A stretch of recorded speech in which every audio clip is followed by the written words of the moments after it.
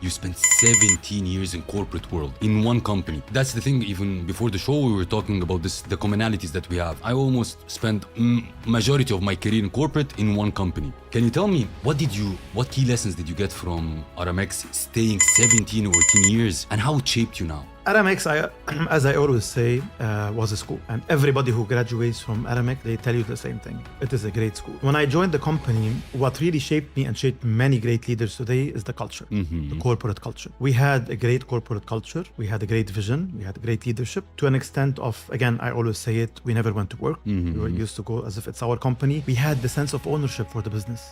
And we took it very much personal whenever anybody speaks bad about the brand. So we learned everything. I mean, I learned everything from sales to customer service to finance to leadership to culture, literally everything, in addition to the logistics technical part. So I can tell you 18 years or 17 years in Aramex is not about how to deliver a shipment. It's how to run a business. Absolutely. And this is where those corporates will give you the best learning experience to prepare you to go to the entrepreneurship world, which of course we will speak about later. A question here. You talked about the culture. In the culture perspective, you were thinking about the intrapreneurship perspective that they built you into an entrepreneur inside of the company? 100%. 100%. The secret was, and Paddy Gandour, the great founder, and he was a great leader for all of us, built an entrepreneurship ecosystem inside the company. So by then, the word entrepreneurship was not known. If you remember 10 years back, 100% doesn't exist. You used to say that this guy or this lady are a business, she or he are a business person. True. Businessman, businesswoman. No, I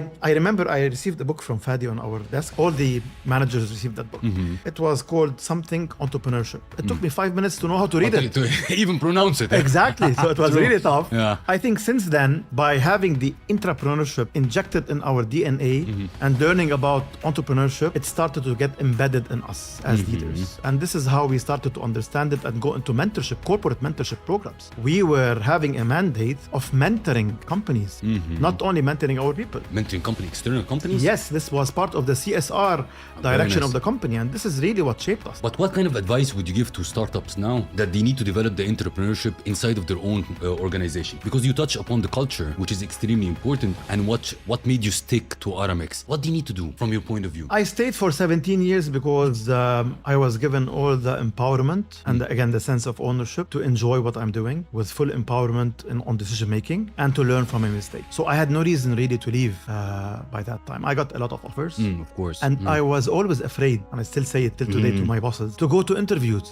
because maybe my boss will know that I went to an interview. I wasn't afraid from the boss to take maybe a revenge based. No, I was afraid of embarrassment. And Hussein, why you are going into interviews? You're not happy with us? And I was super happy at that time. So this is very rare. Yeah. I think it's very rare in the corporate world. True. But my advice always to startups is focus from day one on creating the grassroots of your organization, which is the corporate culture.